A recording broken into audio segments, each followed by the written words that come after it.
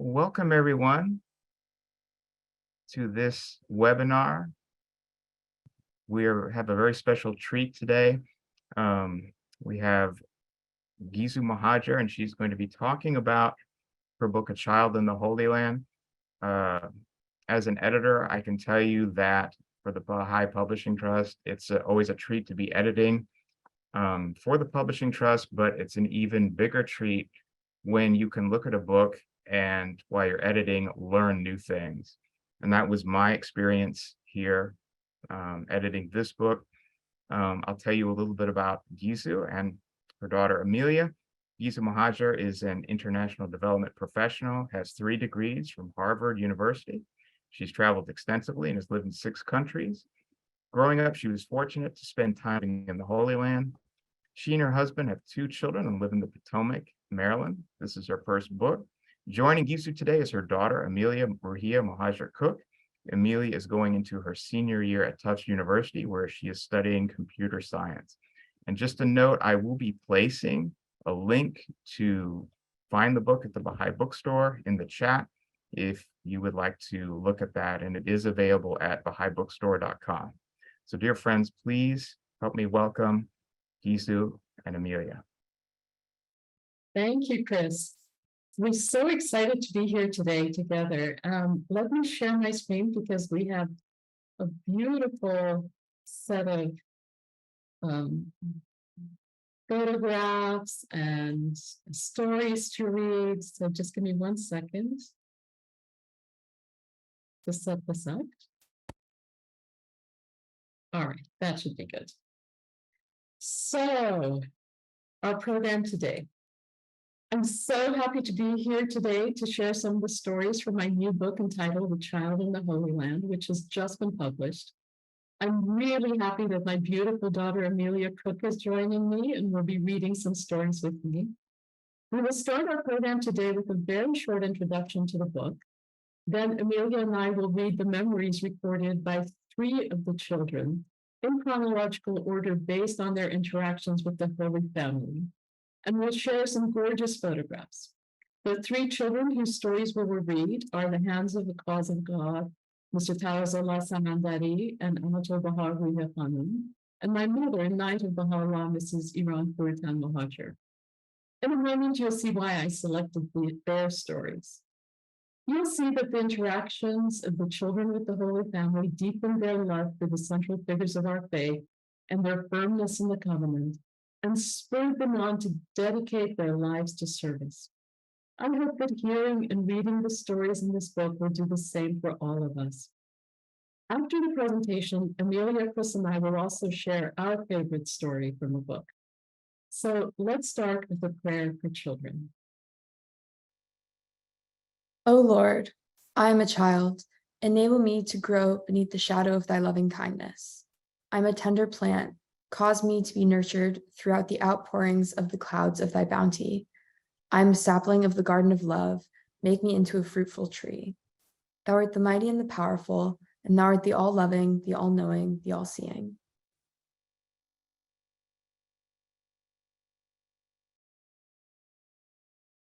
So this book has 130 stories told by 21 children.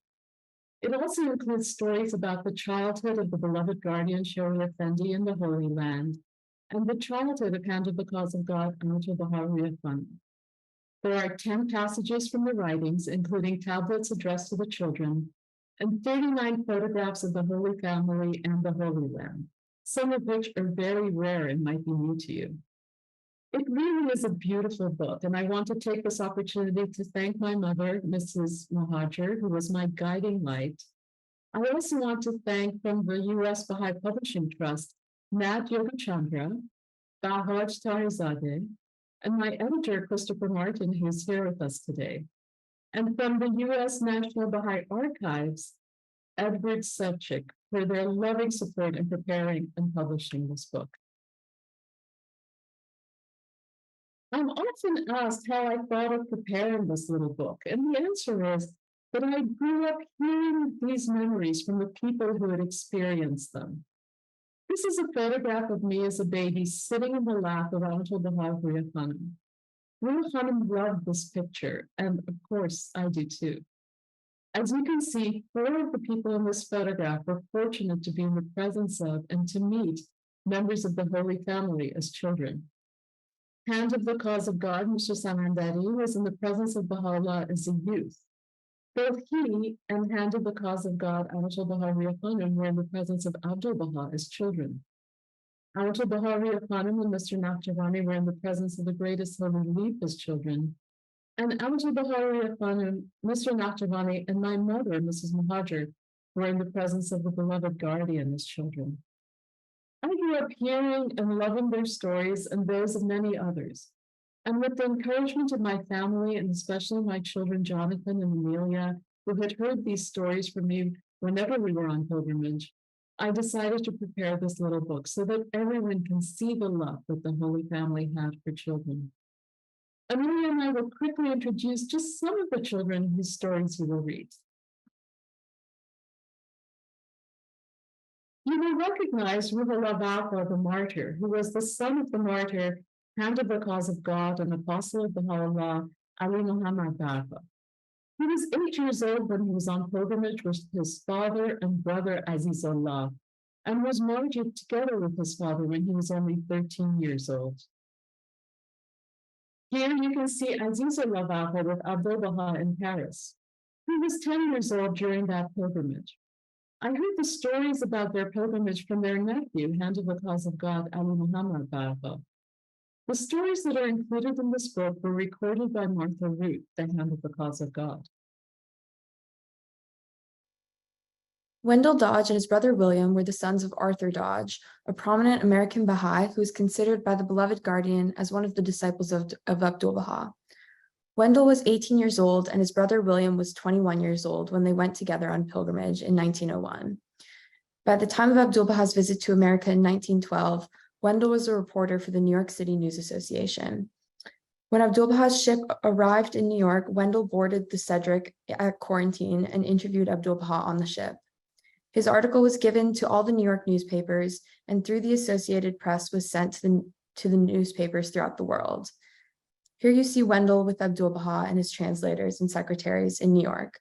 The stories included in the book are taken from Wendell's account of his pilgrimage. Howard Kinney and his brother Sanford Kinney went on pilgrimage in 1909 with their parents. Howard was 4 years old and Sanford was 9 years old during their pilgrimage. Abdul-Baha said to their parents, "They are my children, not yours." You can see how comfortable Howard is with the beloved master. He's sharing an armrest with him and is leaning into him. The first meeting Abdul-Baha held in America in 1912 was in New York at the home of the Kinney family. Ruhiyyih Astaf Berodust was the daughter of Hand of the Cause of God, Edna Astaf and Ziaul Hajiyeh, and the granddaughter of Hand of the Cause of God, Ismail Astaf. She was in the Holy Land for several months and has beautiful stories of the greatest holy leaf and the beloved master. Bahia Randall Winkler was the daughter of William Henry Randall and Ruth Randall. She first met Abdul-Baha in 1912 during his historic visit to North America, then went on pilgrimage in 1919 when she was 12 years old. She tells wonderful stories about Abdul-Baha and Shoghi Effendi. Professor Sohail Bushraoui lived in the Holy Land as a child and said, "I was young, very young really, when I first came to be aware of that majestic figure of Shoghi Effendi. I am reminded of these 2 lines from the English poet Wordsworth. Bliss it was in that dawn to be alive, but to be young was very heaven. Indeed it was." His words beautifully capture the feelings of the special time the children had with the Holy Family.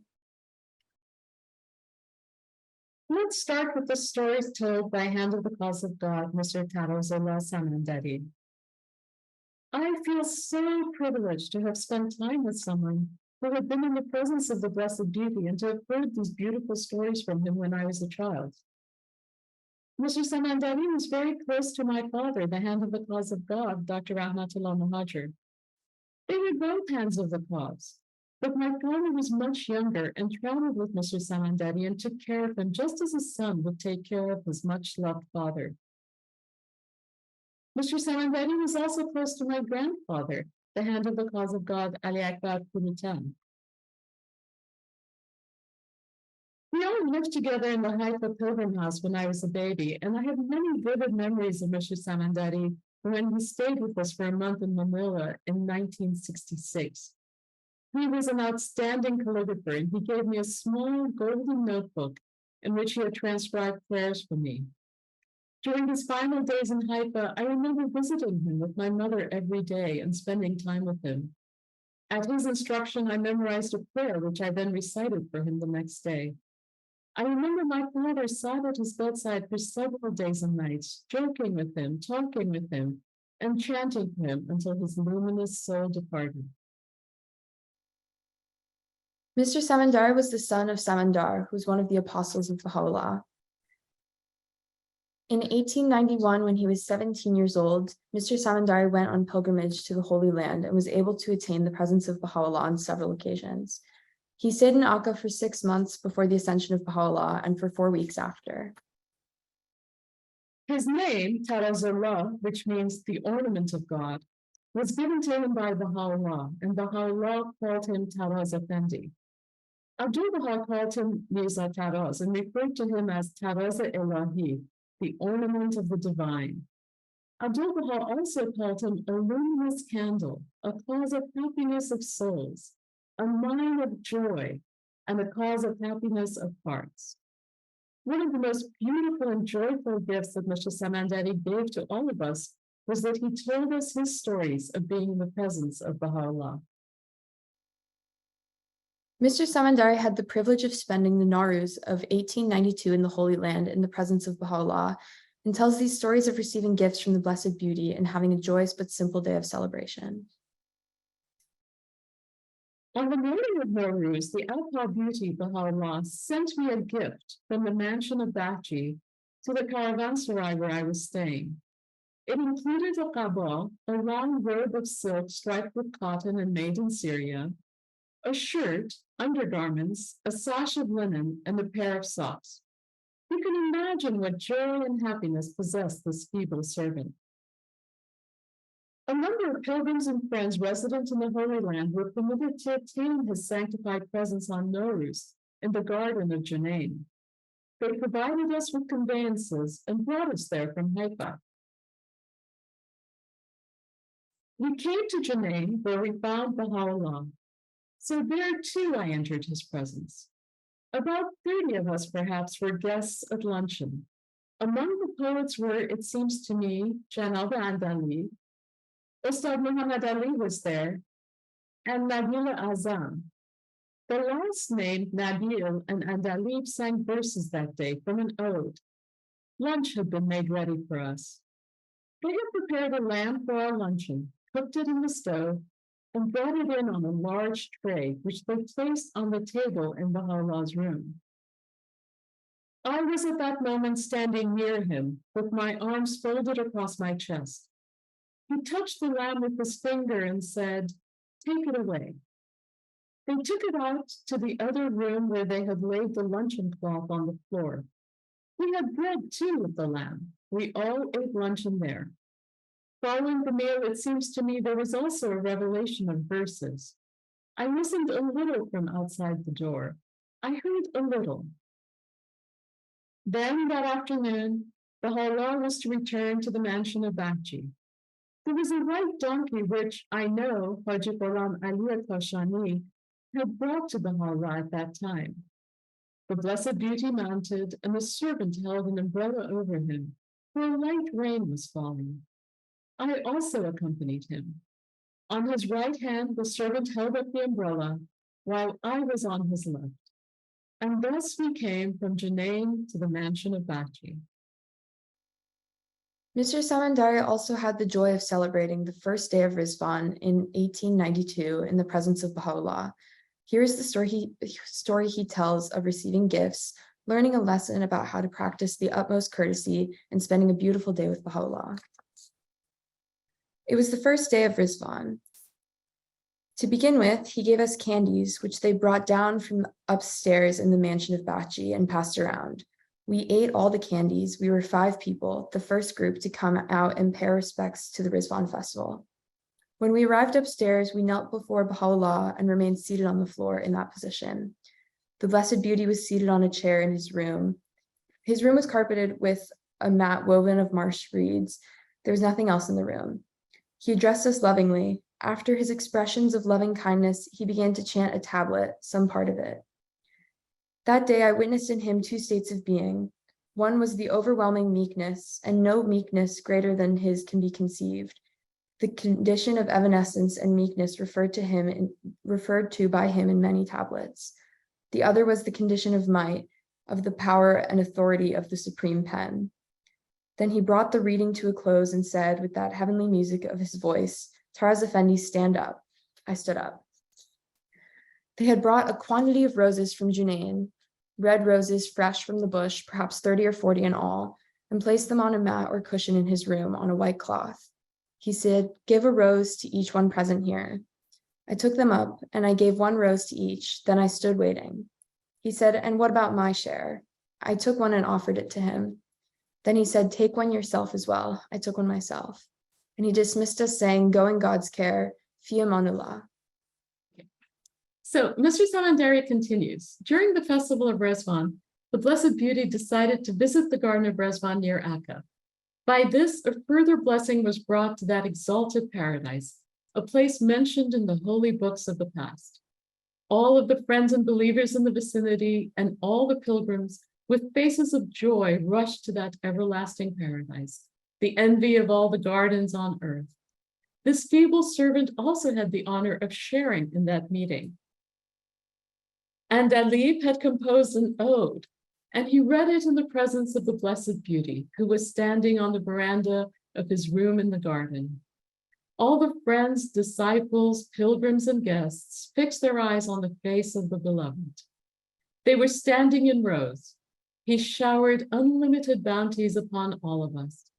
With his own hands, he gave rosewater, sweets, and an orange to each one.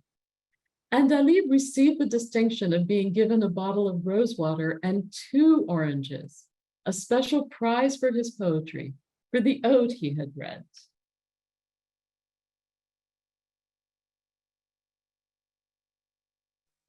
Mr. Samandari told the story of receiving a gift of dates from Bahá'u'lláh and the gentle lesson on contentment. Once it was sunset, I had the honor of being in his presence. Javadi Kazvini was there, and he was asking certain questions and receiving answers. Bahá'u'lláh extended to us his utmost care and grace. He always called me Taraz Effendi. There was a tin of dates from Basra. The Blessed Beauty took one. He gave the seed to Javad, saying, "Look how small the seed is." He then gave me a handful of dates. When he reached for the tin a second time, I quickly lifted the hem of my robe to take more. But he said, "If you take too much, it will cause you harm. This place is the most great prison." He then gave the dates to Javad. We then had the honor of hearing his words, "Fi amanullah, go in God's care," and we left the holy presence overwhelmed with joy. Mr. Samandari tells another story of Baha'u'llah's bounty and his own cleverness. 3 times on 3 different days in the afternoons, I had the opportunity to enter the presence of Baha'u'lláh in his blessed tent, which was erected on the northern side of the mansion of Bachi. The field was covered with red wildflowers and the tent was pitched amidst them. 3 memorable meetings were held in this place. On the 3rd day, a meal was served, halim, a porridge, a health food. The most pure being, Baha'u'lláh, was seated in a corner of the tent. There were not enough chairs. Some people sat in them at Baha'u'llah's bidding. Those left standing, he asked to sit. Be seated, he insisted. They sat on the ground. When he said to sit down, I realized that if I did, because I was small, perhaps I would not be able to see him clearly. It occurred to me that I should go to a certain corner of the tent, the part called the closet. So I quietly slipped out of the tent, went around to the back, and got into the closet. There, I was not more than a meter away from Baha'u'lláh. From that vantage, I could see him clearly, and should he speak, I could hear him as well. I was there when a person chanted. When he had finished, A tray of baklava and a tray of oranges, which had stood prepared, was passed around.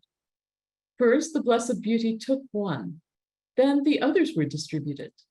But no one knew about me being in the back of the tent, and since nobody knew it, I did not get an orange. After the meeting was over, Bahá'u'lláh arose. I hastily came out of my corner and entered the tent, standing there, arms folded across my chest. As he issued forth, I bowed low before him, and he gave me the orange which he still held in his hand. He proceeded then to the mansion. But the youth had discovered the fact that Bahá'u'lláh had given me his own orange, and they came after me to wrest it away. So I ran and ran, dodging here and there outside the mansion, devouring the orange as I went.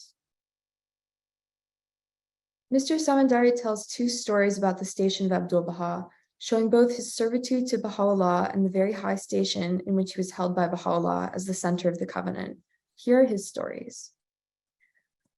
On a certain day, the master took me around noon to the mosque in Akka. There he asked me, "Do you know the prayer?" I answered, "No, may I be thy sacrifice." Mr. Samandari was born into a Baha'i family, so it's not surprising that he didn't know the Muslim prayer.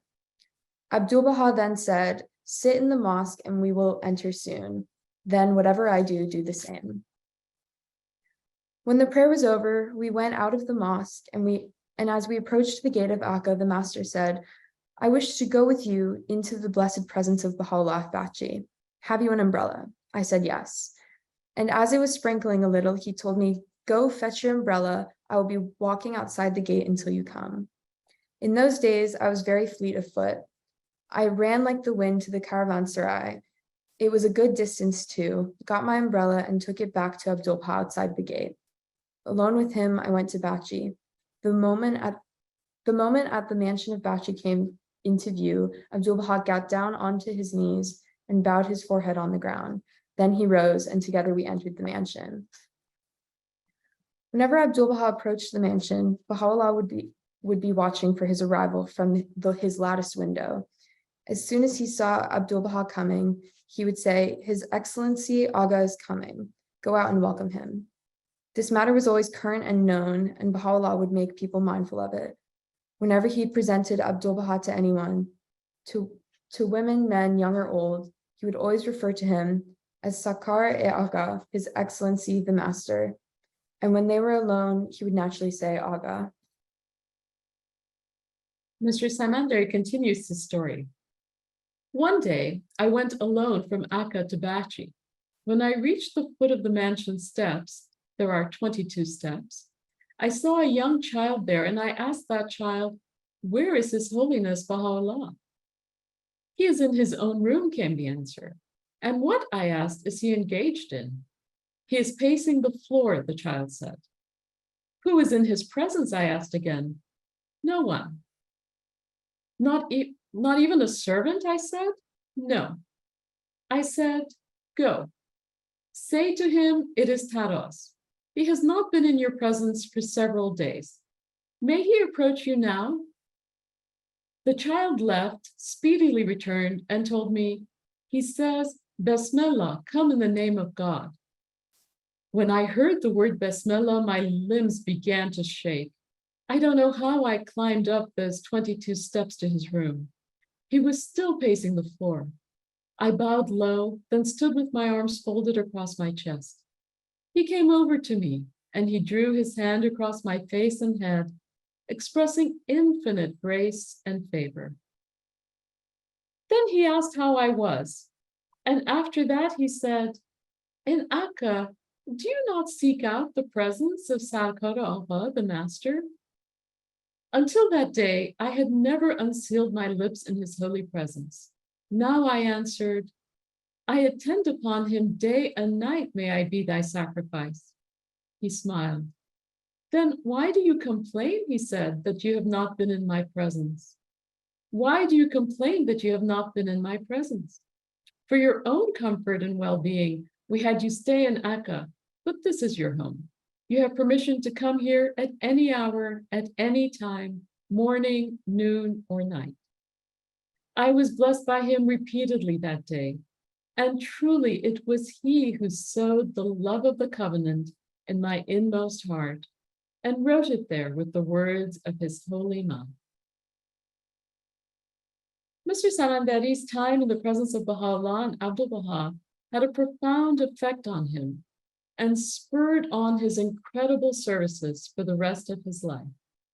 Abdu'l-Baha wrote, I supplicate before the throne of thy mercifulness and the threshold of thy oneness, that thou mayest rain down thy manifold confirmations and favors upon this servant of thine, who was born in the cradle of thy love, nourished from the breast of thy knowledge, reared in the lap of thy servitude, nurtured in the bosom of thy life-giving faith, until such a time as he was fully developed through the outpourings of thy bounty, attained maturity through thy loving kindness, and turned his face with devotion towards thy countenance, with his heart wholly centered on thee, and his reliance completely placed in thee.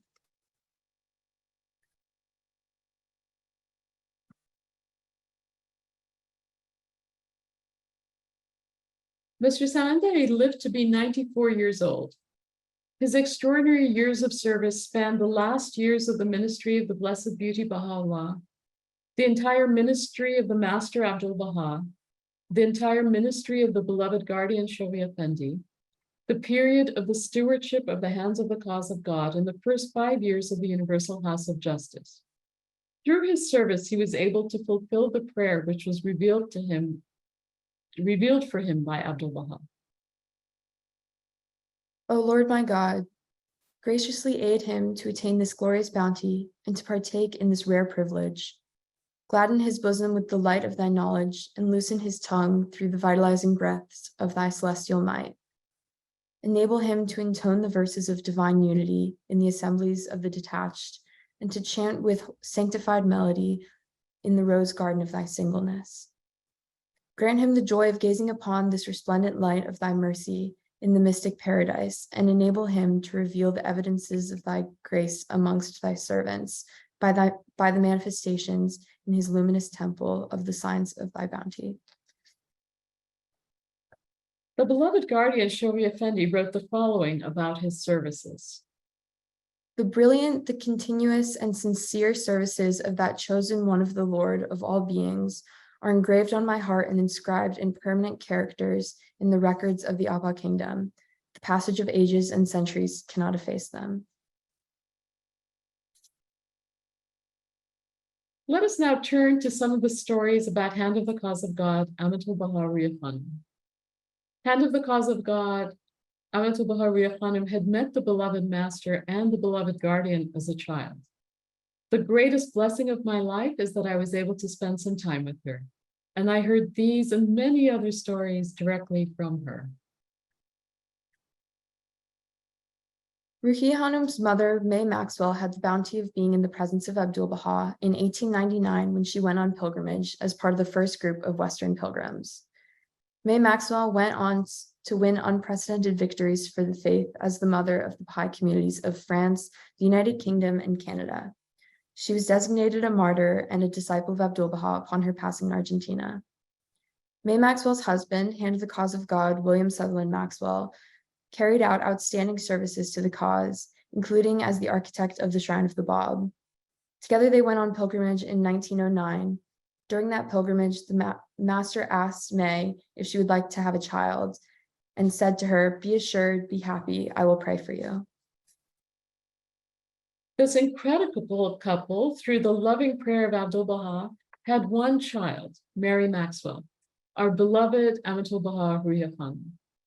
Abdu'l-Baha shared the joy of Mary's birth, writing to May Maxwell, "Thanks be to God, thy greatest wish to have a child hath been granted, and what thou didst ask hath been realized, and thy friends and relatives may thus be led to certitude and assurance.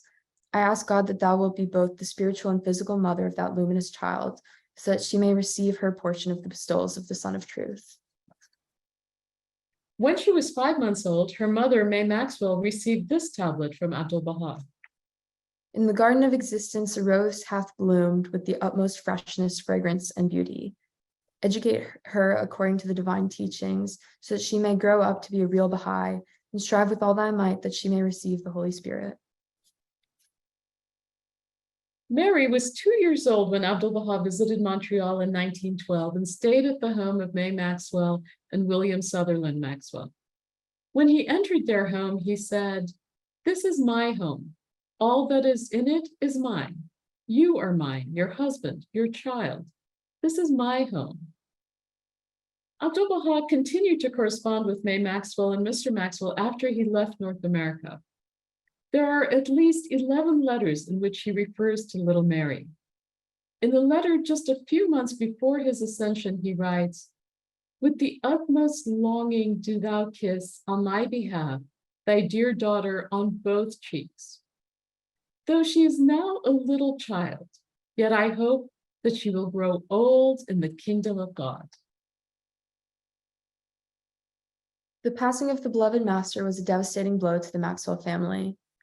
May Maxwell fell into a desperate illness, and it was only when she had somewhat recovered over a year later that she wrote to the beloved guardian to seek permission to go on pilgrimage.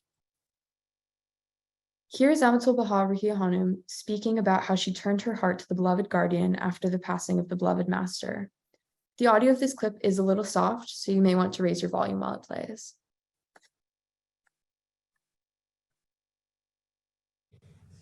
And I had no idea he was the guardian of my faith, and I adored him. And I had turned to him as a child when I heard that Abdu'l-Baha had died.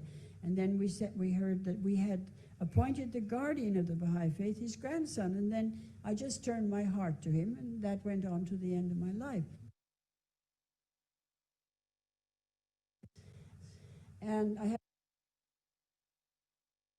In 1923, May Maxwell and Mary Maxwell went on pilgrimage to the Holy Land and to the presence of the beloved guardian. Ruhiyyih Khanum told me the story of her first encounter with the youthful guardian. The day after their arrival in Haifa, she and her mother were in the old pilgrim house opposite the home of Abdu'l-Baha on Haparsim Street, where they were staying, when a visitor came to the door. Mrs. Maxwell was finally sleeping after several broken nights on the voyage, and Mary, Ruhiyyih Khanum, in her concern for her mother, was determined that no one should disturb her. When the door opened, a young man stepped into the hall and asked to see Mrs. Maxwell. Ruhiyyih Khanum said, "I pulled myself up to my full height and said, 'Mrs. Maxwell is resting. Who is it who wants to see her?' 'I'm Shobi Effendi,' was the young man's bemused reply, at which Ruhiyyih Khanum said she gasped and fled into her mother's room.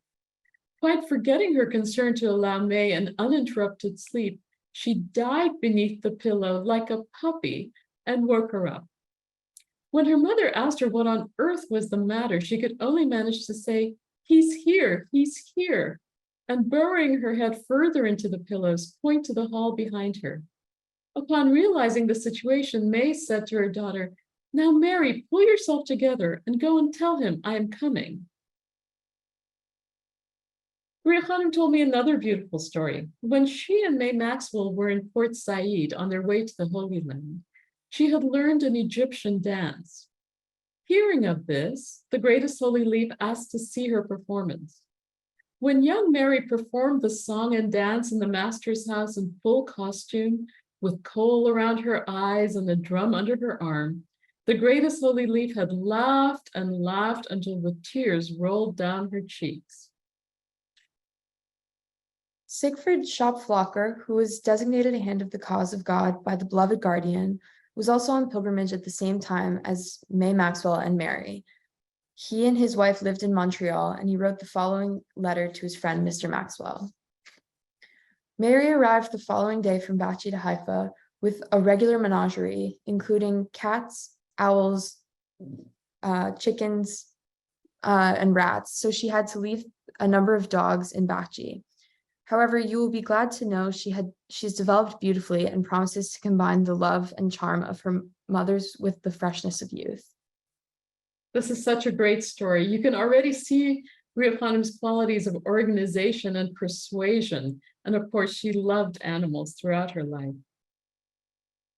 In 1926, Khanum returned to the Holy Land on pilgrimage, and it's clear that she was cherished. Here's a letter she wrote to her mother, May Maxwell. I really am having a fine time. I get at least 2 extra kisses from everyone just because I am your daughter and they are sending them back to you. Everyone loves you so much. Shoghi Effendi's first words were how you were and if you could walk and were well. And everyone else too asked me first about you and your health. Munira Khanum had just came here and she says for me to send you her love and tell you that every time she looks at me, she wishes more that you were here. Everybody says I'm the image of you when you first came to Akka. And that they feel I'm like you in every way. This, of course, is the greatest compliment anyone can pay me. During the same pilgrimage, Mary wrote to her mother about the insight she had about service while praying at the shrine of the Master. You know, Mother, that it is not necessary or possible for me to write to you what I felt in the tomb of the Master. I can only say that my first prayer was prayed as though you prayed it. I cried very hard when I first entered the Master's tomb, but after a little while I was filled with such joy and happiness that it was almost sacrilegious to be so full of joy when everyone else was crying. I cannot help it, but the only thought I had was, how can we cheer our guardian if we are nothing but tears and sighs? And why do we come to our Lord weeping with sorrows for his passing, when he is not past, but here with us more so than ever?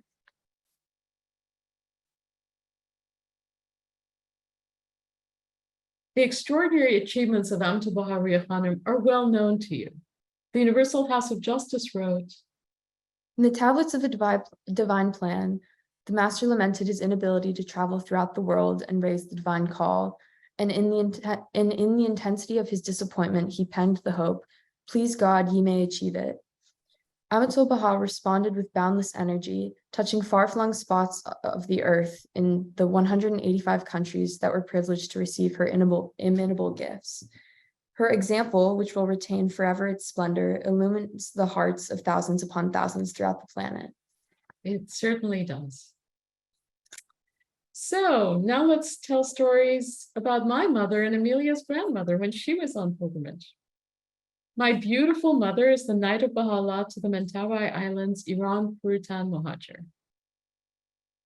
She was 7 years old when she went on pilgrimage in 1941. She wrote down her memories of her pilgrimage to the Holy Land and to the presence of the beloved guardian, especially for this book.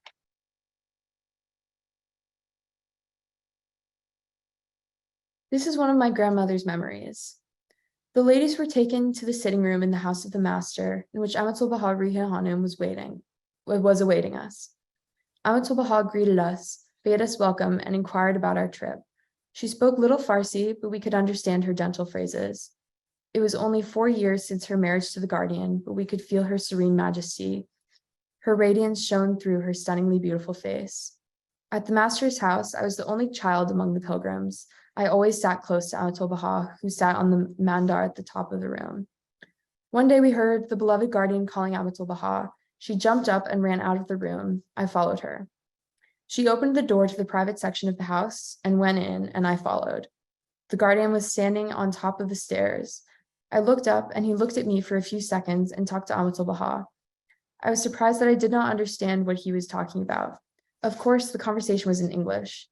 He then went inside the apartment, upstairs, and Amatul Baha took my hand, and the 2 of us returned to the sitting room.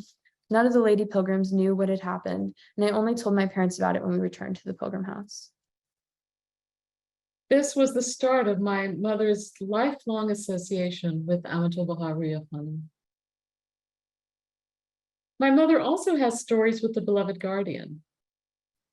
She says, when the beloved guardian returned from his walk with the men in the gardens of the shrine, we were called to his presence. The ladies' meetings in his presence usually did not exceed 30 minutes. As was the custom with Persian women, we all sat quietly with bowed heads and listened to him without uttering a word, unless he asked a direct question of one of us.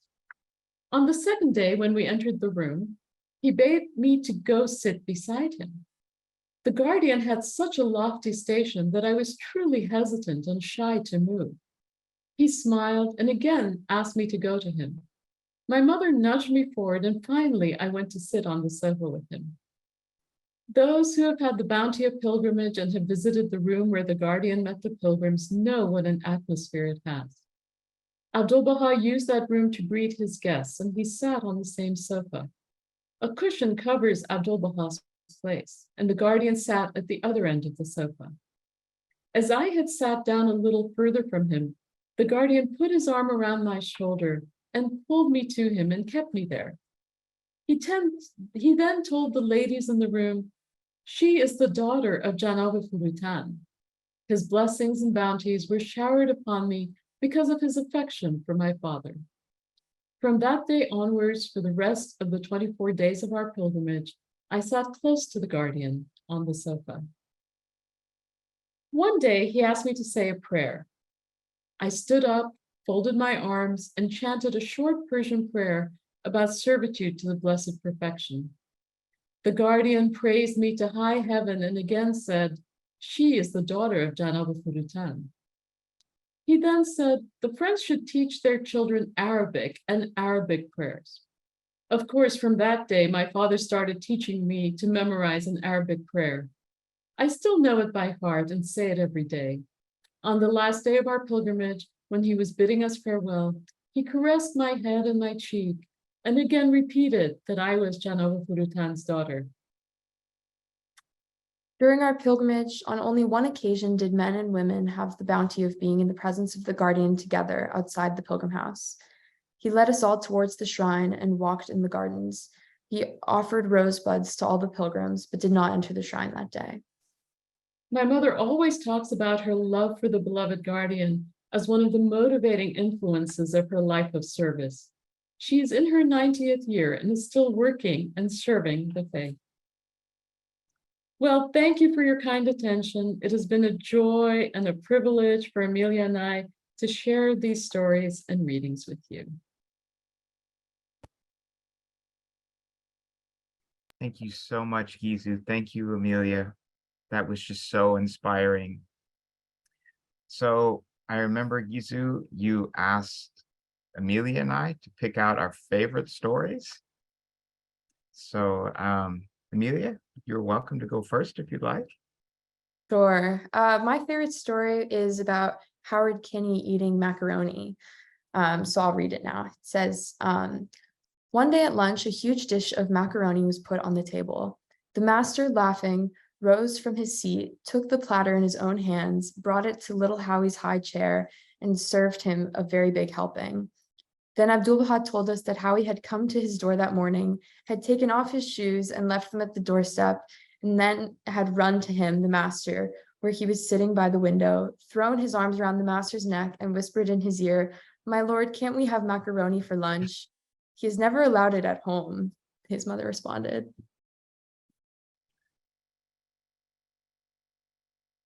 Thank you, Amelia. I love that one. So mine is about Mabsud Effendi.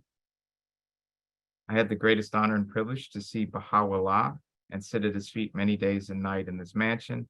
Here he used to hold my hand while walking to and fro in his large room, revealing tablets, chanting the prayers with the most charming and melodious voice, while one of the attendants took them down.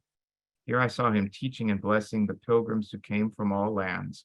On hot days, he would take me with him to the outer alcove of the mansion, where it was somewhat cooler.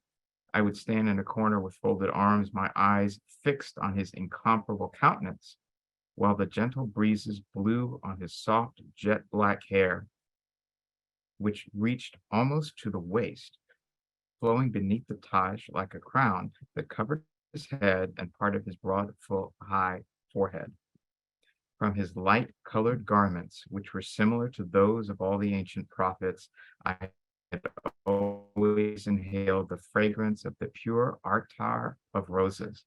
At times, he would spend half an hour on the alcove, and my eyes would remain fixed on his majestic face. But whenever he glanced at me with his brown, piercing, yet most affectionate eyes, then I had to turn mine away and look down at the floor. At my birth, Bahá'u'lláh named me Zia, light, and gave me the Turkish title Effendi. But on my first visit to him, when he inquired about my health, I replied in Arabic, Mabsut, I am happy. He questioned, How is your father? I answered, Mabsut. And how is your mother? He asked. Mabsut was my reply. He laughed heartily, and after that, he always called me Mabsut Effendi, the happy one. There's so many beautiful stories and these happy anecdotes of just the love of the Holy Family for these children. And I So love this one for the same reason I love the one that you read, Amelia, because it shows it shows Bahá'u'lláh laughing and then Abdul Baha smiling. And they suffered so much. I mean, not just them, but Shoghi Effendi, Ruhiyyih Khanum, the greatest elite, they all went through so much suffering. So when you read these stories and you read about them smiling, and just even if it's just for a moment, like having a moment of happiness or laughter, it's just I think it's very precious. beautiful. Thank you so much, Gisu. Thank you so much, Amelia. We really appreciate you being here. And I guess we'll go ahead and just wrap everything up. And thank you to everybody who joined us. We really appreciate you coming.